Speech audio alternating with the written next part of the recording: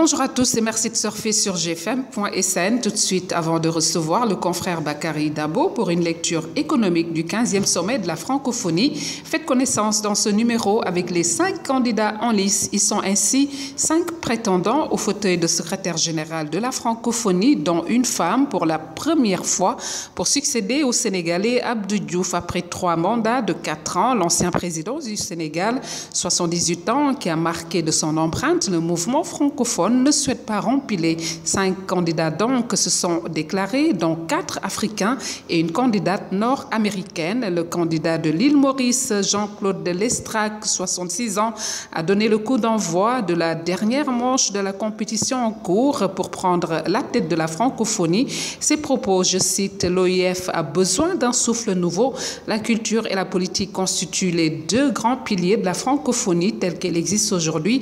Si je suis désigné au poste de secrétaire général de l'OIF, a-t-il déclaré, ma contribution consistera à doter cette organisation d'un 3e pilier qui sera son pilier économique. » S'agissant des 4 autres candidats, il y a celui du Congo-Brazzaville, Henri Lopez, ancien premier ministre de son pays, ex-fonctionnaire international de l'UNESCO, aujourd'hui ambassadeur du Congo à Paris et surtout homme de lettres francophone réputé. Il n'a pas vraiment fait campagne, comptant sur sa notoriété diplomatique et littéraire pour emporter la mise.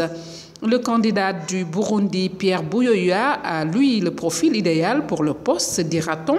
Il a la stature présidentielle puisqu'il a dirigé le Burundi à 2 reprises et peut se prévaloir de son appartenance à l'Afrique centrale qui attend son tour après l'Afrique arabophone avec Boutros Ghali et l'Afrique de l'Ouest, Abdou Diouf, pour conduire le destin de l'OIF. Mais il a un handicap. Malgré son rôle actif dans les négociations avec la rébellion armée de son pays qui a débouché sur l'accord de paix signé à Arusha en août 2000, personne ne semble avoir oublié ni les 2 coups d'État que Buyoya a fomentés pour accéder au pouvoir en 1987 et en 1996, ni les massacres interethniques qui se sont déroulés sous sa présidence. Quant à l'équato-guinéen Augustin Nyesfoumou, il est peu connu en dehors des frontières de son pays. L'homme n'a pas fait de campagne non plus pour se faire connaître des décideurs francophones. Enfin, la candidate canadienne d'origine haïtienne, Michaëlle Jean, elle, a été l'une des premières à se lancer en campagne et mise sur son profil multiculturel pour succéder à Diouf. Elle est brillante, polyglotte et multiculturelle. Je suis à la fois du Nord et du Sud, aime-t-elle répéter. Par ailleurs, en tant que Québécoise, certes d'adoption, elle se targue de connaître de l'intérieur les enjeux de la francophonie. Née en Haïti en 1957, Michaëlle Jean a grandi au Canada où sa famille s'est réfugiée quand elle avait 11 ans, fuyant le régime Duvalier. Femme de culture, elle a été universitaire avant de faire une grande carrière de journaliste et d'animatrice à la télévision publique canadienne. Elle a aussi occupé entre 2005 et 2010 le poste honorifique de gouverneur général du Canada. Elle a représenté à ce titre la reine d'Angleterre. Quant à son projet pour la francophonie, elle est essentiellement culturelle et économique. Dans une déclaration diffusée sur son site internet, elle souligne la nécessité de mettre en place une solide stratégie économique au service du développement et de la solidarité entre les membres de l'OIF. Donc, si elle est nommée, la Canadienne deviendrait la première femme et la première personnalité du continent américain à diriger l'OIF. Après les pères fondateurs de la francophonie, serait-il enfin venu le temps des mères fondatrices? Wait and see. À présent, je vous propose cette analyse de notre confrère Bakary Dabo, journaliste spécialiste en questions économiques. Il revient avec nous sur les enjeux économiques du sommet, dont l'érection du centre de conférence. IGFM reçoit le confrère Bakary Dabo. Bonjour. Bonjour. Voilà, vous êtes journaliste spécialiste des questions économiques. Aujourd'hui, le Sénégal va abriter le 15e sommet de la francophonie. 23 ans après, c'était en 1989. En termes d'apport économique, que peut-on retenir? Bonjour Ndeye Fatou, et permettez-moi d'abord de saluer vos internautes et permettez-moi aussi de féliciter IGFM pour le travail qu'ils sont en train d'abattre. Une rencontre d'une telle envergure est toujours profitable pour un pays comme le Sénégal. En termes de retombées économiques, il y a des retombées économiques qui sont certains et qui permettraient un peu de booster l'activité économique dans le pays. C'est vrai que généralement, quand on parle de la rencontre, les gens pense plus à 2 jours de rencontres, alors que, bon, on peut dire que depuis près d'1 mois, le Sénégal bouge au rythme du sommet, donc qui parle de rencontres, parle de déplacement de personnes. Il y aura des retombées en termes sur le plan touristique. Il y a les hôtels qui, depuis un certain temps, ne voyaient plus de réservations atteindre un certain niveau. Les hôtels sont pleins, les compagnies de transport vont tirer aussi profit de cette rencontre.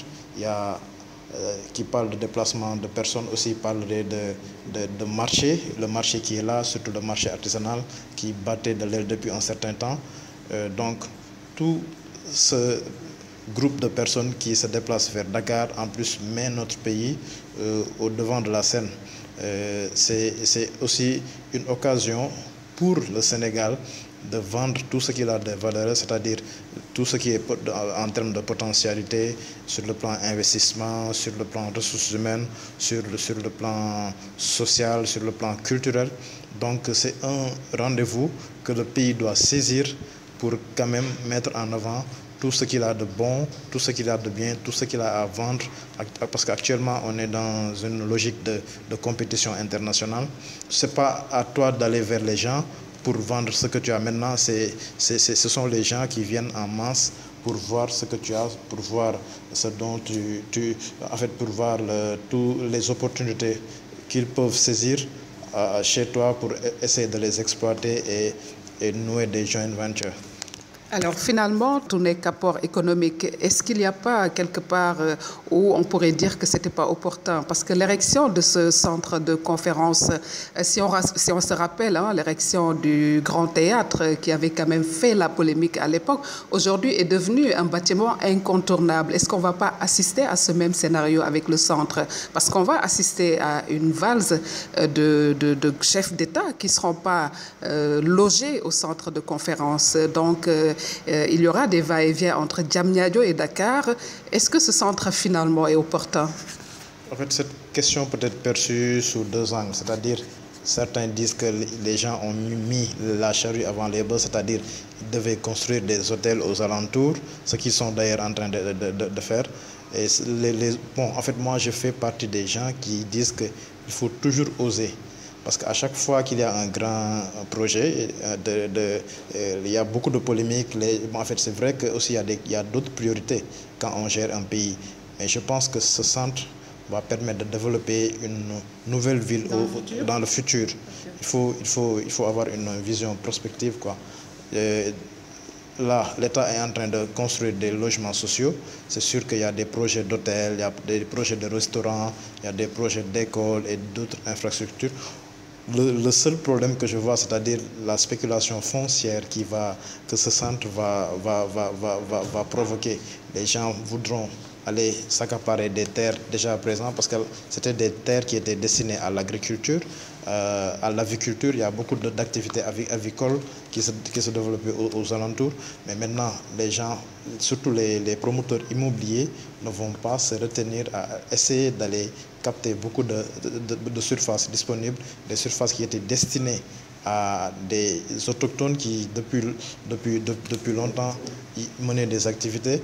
Maintenant, c'est le seul hic, mais bon, moi, je fais partie de ceux qui disent qu'il faut oser. Et pour moi, c'était une bonne option de construire. Parce qu'il ne faut pas aussi oublier que le Sénégal a rejeté pas mal de grandes rencontres à cause d'une absence de disponibilité. Parce que si tu vas à Dakar, Dakar est saturé. Il n'y a que le méridien président qui est en mesure de réceptionner, de recevoir des rencontres d'une telle envergure. Maintenant, il y a des rencontres que les gens étaient obligés de délocaliser dans d'autres pays parce que le méridien était plein. Donc, ce centre aussi va essayer de développer ou bien de désengorger un peu Dakar sur le plan du tourisme des affaires parce qu'il y aura des rencontres internationales. Ça veut dire que Dakar, en même temps, peut recevoir 2 rencontres d'une même dimension, c'est-à-dire et au Méridien et à Diamniadio. Voilà, Bakary Dabo, GFM.sn vous remercie. Si vous avez autre aspect économique à rajouter. Peut-être aussi, en fait, c'est surtout sur le plan investissement. Il faut dire que de plus en plus, on assiste à une francophonie économique qu'une francophonie culturelle. Au début, les gens s'attardaient sur les aspects culturels et les aspects sociaux. Maintenant, parce qu'on a vu que pour la première fois, la francophonie va organiser un forum économique qui se tiendra du 1er au 2 ici à Dakar. C'est une opportunité de développer le marché, le potentiel que constitue le marché de la francophonie. Parce que les gens en ont toujours parlé. Il y a combien de pays francophones? C'est un marché potentiel. Il y a des choses à développer, il y a des partenariats à développer, mais aussi il y a des écueils à lever, surtout sur le plan de la libre circulation des personnes et des biens sur l'espace francophone. Alors Bakary, une dernière question, ce sera pour te titiller. Ils sont 5 candidats au poste de secrétaire général de la francophonie, dont une femme canadienne d'origine haïtienne. Vous voteriez pour qui? C'est vrai que, comme on a l'habitude de dire, ce que femme veut, Dieu le veut, donc je voterai pour cette femme. Je vous remercie. GFM.sn également vous remercie et à très prochainement. C'est tout pour ce numéro. Merci de l'avoir suivi. Merci de surfer sur gfm.sn. On se retrouve lundi prochain.